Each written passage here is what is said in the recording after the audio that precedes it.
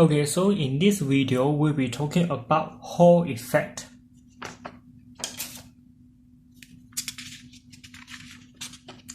Okay, for example, let's put a p-type semiconductor inside a uniform magnetic field.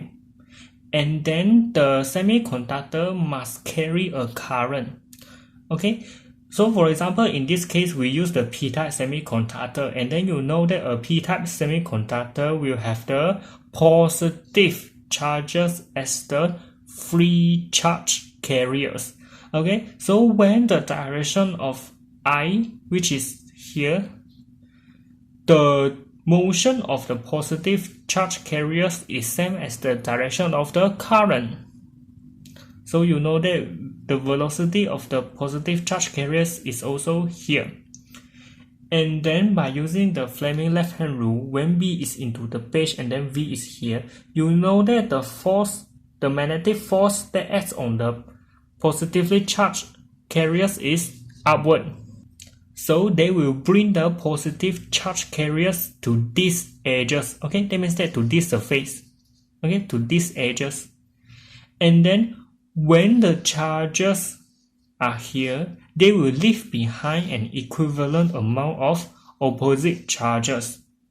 Okay, so when there are more and more charges accumulate on this edge, that means that on this surface, then the potential difference here is increasing. The potential difference here is called transverse potential difference. Okay, and then the whole electric field is like this.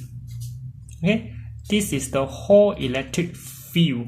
Okay, and then the potential difference across here is called the transverse potential difference. Okay, so when the charges that accumulate on this surface is maximum, that means that when the electric field strength is maximum, then the potential difference across this is maximum, and then this maximum transverse potential is called Hall voltage. Okay, so just now when there are more and more charges accumulate here, you know that there is some electric field in this direction, and then when there's electric field in this direction, you know that there's the electric force acting on the charge carriers. So when there are more charges accumulate here, there are more electric force acting on the charge carriers, and ultimately when the magnetic force is equal to the electric force, then the potential difference here is maximum, then it is called Hall voltage. Okay, so let's do the derivation now. For example, you know that the magnetic force is QVB and then the electric force is QE. And then now you know that the electric field, which is the whole electric field, is the Hall voltage divided by the distance, okay, which is D in this case. And then you still remember I equal to NAVE. A is the area in which the current flows through. Okay, that means that the area here is B times D. Okay, so by using this, you can substitute for the value of drift velocity into here. And then finally, you can get the expression for the Hall voltage. Okay, so remember this is p-type semiconductor. If you put n-type semiconductor, or maybe you put some metal, you know that the charge carriers are now free electrons. Okay, just now the charge carriers are positively charged. Now it is negatively charged. Okay, so you know that by using Fleming left-hand rule, actually the magnetic force is still in the same direction. Okay, because when the B is into the page and then when V is here, you know that since the electron is negatively charged, therefore the direction of the magnetic force is opposite to this direction, which is this direction. Okay, actually you can also use FBI. Okay, FBI. B is into the page, I is here, so you know that the magnetic force must be acting upward. Okay, and then you also know that the magnetic force will bring the free electrons to this plate, and then when the electrons are accumulating on this plate, they will leave behind an equivalent amount of opposite charge here, and then so there will be an electric field. Okay, the whole electric field is in this direction.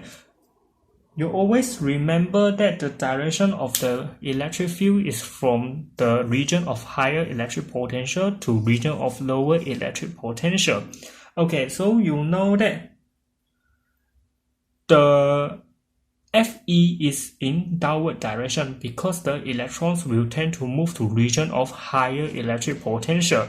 Okay, so when the magnitude of the magnetic force is equal to the magnitude of the electric force, you know that you can get the Hall voltage. Okay, remember that the Hall voltage is the maximum potential difference across here. Okay, so when you are asked to describe Hall effect, then this whole thing should be your answer. When a current carrying conductor is placed in a magnetic field, the charge carriers experience a magnetic force. Okay, you either use conductor or semiconductor. Okay, and then I will explain to you on this later on. Okay, the magnetic force will push the charge carriers to one side of the conductor, leaving behind an equivalent amount of opposite charge on the other side, and thus a transverse potential difference is produced. As the charges accumulate on opposite edges of the conductor, the strength of transverse electric field increases, so the electric force acting on the charge carriers also increases. Therefore, the Hall voltage is produced when the electric force and the magnetic force acting on the charge carriers are equal in magnitude. Okay, so throughout the story, you know that the magnetic force is always a constant, and then the electric force will start from 0 until the value of the Fe is same as Fm. Okay, so for example, when you look at the derivation just now, you know that the magnetic force is QVB. Q is a constant, V is a constant because I is a constant. Okay, and then B is also a constant. So you know that the magnetic force is just a constant.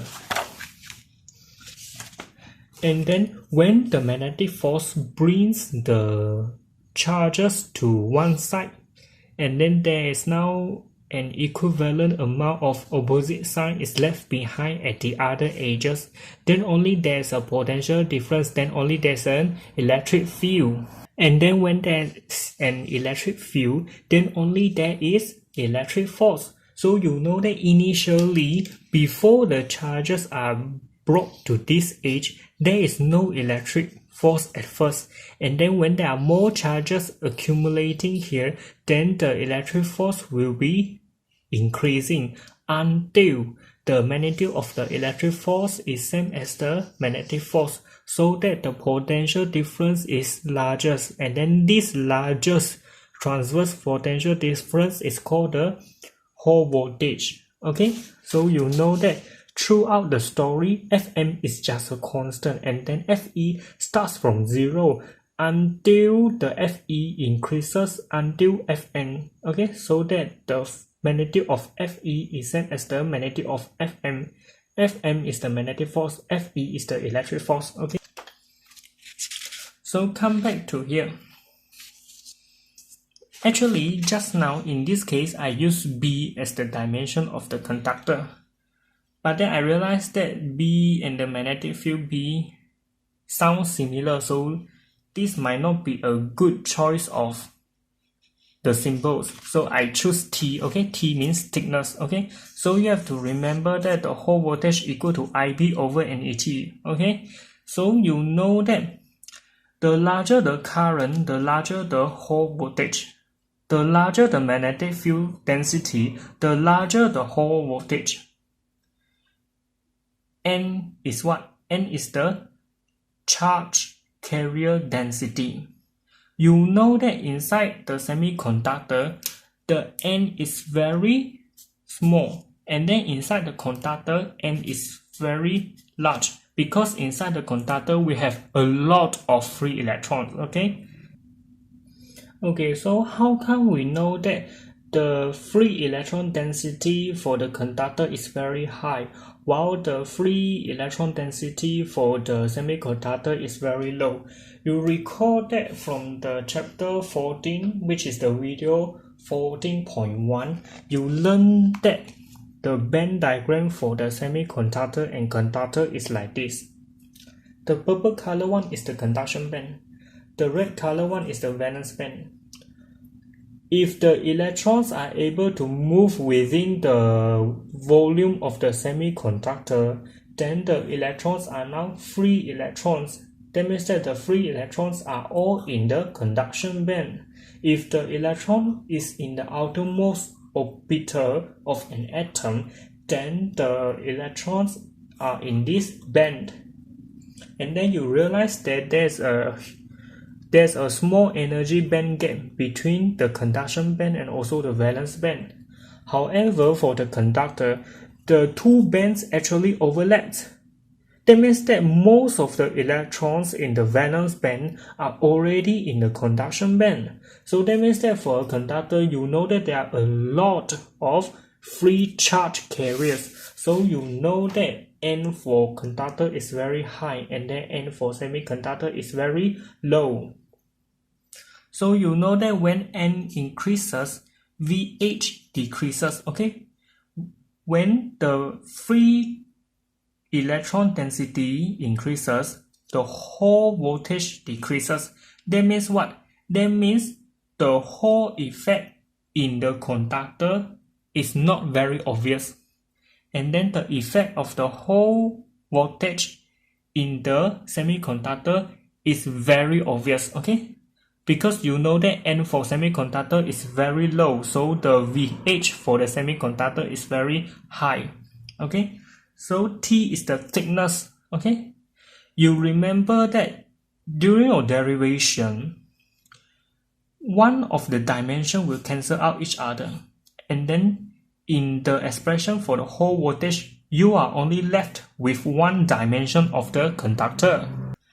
And normally in the examination, you are often given 3 dimensions.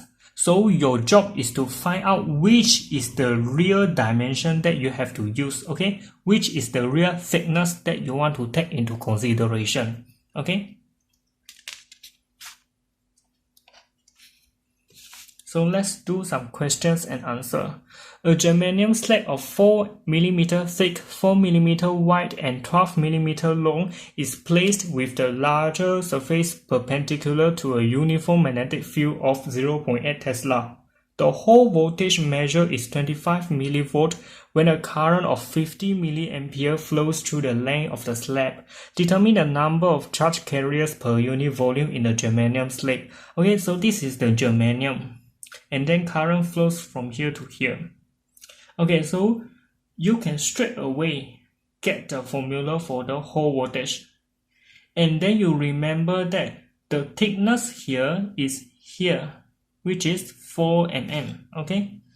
Actually, I don't draw out them because I know that it's either 4 mm here or 4 mm here. So the answer must be 4 mm for the thickness of the conductor, okay?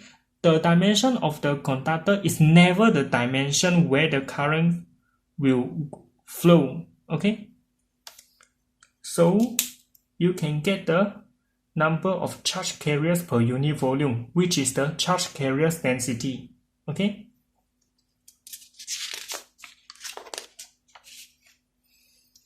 A Hall voltage can be produced when current I flows in a thin semiconductor which is placed in a magnetic field B. Which diagram will now produce a Hall voltage? Okay, so the answer is this one.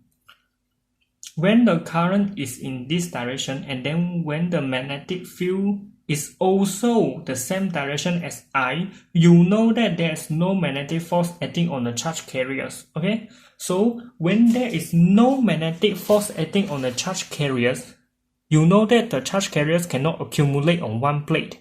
Therefore, of course, the Hall voltage cannot be produced, okay? So if this is the p-type semiconductor, then you know that the charge carrier is positively charged. and therefore when the current flows in this direction, the positive charge carrier also flow in this direction. So F equal to BQV sine theta equal to BQV sine 0 degree, which is equal to 0. If this is the N-type semiconductor, that means that the free electrons is the charge carrier. That means that the theta now becomes 180, okay? Because the current flows here, then the motion of the velocity of the electron is here. So you know that the theta is now 180 degree for the N-type semiconductor or the normal conductor, which is the metal. Okay, but then sine 180 degree is still equal to 0, so you still cannot have any Hall voltage. A current which flows through a thin sheet of a conducting material placed in a uniform magnetic field is shown. Okay, so here's current and then the magnetic field is into the page. If the charge carriers in the material are electrons, what is the direction of the whole electric field in the conducting material? Okay, so you use a Fleming left-hand rule. B is into the page, then V is here. And then when the electrons has a negative charge, you know that the direction of the magnetic force is opposite to this direction, which is to this direction. Okay, so you know that the magnetic force is upward. Or you can straight away use FBI. Okay, then you can also find that the magnetic force is acting upward. Okay, so when the magnetic force on the electrons is acting upward, they will bring the electrons to this part. So all the electrons will accumulate here. So this is negatively charged and then this is positively charged. And then you know that the electric field will always point from the region of higher electric potential to region of lower electric potential. So the electric field will point along the positive y direction. Okay. As blood is an electrically conducting fluid, the velocity of blood in an artery could be measured electromagnetically. This is done by measuring the potential difference produced across the artery when a magnetic field is set up across it. The method used to measure the velocity of the blood is based on Hall effect. Okay, so what is Doppler effect? Okay. For example, when a star is emitting the electromagnetic radiation, that means that when the star is emitting light, if the star is coming towards you, the light will be blue shifted. And then when the star is moving away from you, the light will be red shifted. Or when the ambulance is moving towards you, you can hear the siren of the ambulance to have a higher pitch. And then when the ambulance is moving away from you, you can hear that the siren of the ambulance to have a lower pitch.